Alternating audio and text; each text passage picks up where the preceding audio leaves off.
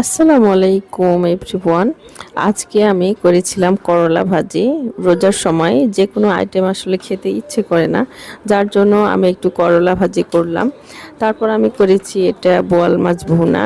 এটা অবশ্য সেহরির জন্য না, সেহরিতে মাছ খাওয়া সাধারণত যায় না, মাছ খেতে ইচ্ছে করে না। এই রাতের জন্য আমি একটু বোয়াল মাছ রান্না করেছি। এটা একটু ভুনা ভুনা করেছিলাম।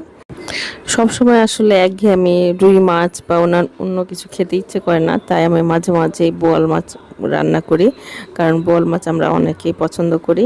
তারপর আমি করেছিলাম চিংড়ি দিয়ে মিষ্টি কুমড়া। মিষ্টি কুমড়াটা অনেক মজার ছিল, কারণ মিষ্টি কুমড়াটা অনেক পাকা ছিল, মিষ্টি ছিল। তারপরে এটা চিংড়ি দিয়ে রান্না করাতে আরও খুব মজা হয়েছিল। সো এটা আমার খুব পছন্দ হয়, আমার এই চিংড়ি দিয়ে মিষ্টি কুমড়া। বিশেষ করে মিষ্টি কুমড়া যদি মিষ্টি হয় তাহলে অনেক মজা লাগে, বিকজ আমি এর সাথে এক্সট্রা চিনি আমি কখনোই অ্যাড করি না। আর মিষ্টি কুমড়া রান্নার সময় অন্যান্য মশলাগুলো ধনে গুঁড়া, জিরে গুঁড়া এগুলো খুব সামান্য পরিমাণে দেই, তাহলে মিষ্টি কুমড়ার টেস্টটা ঠিক থাকে। তারপর আমি করে নেব এখানে অল্প কিছু ইফতারি।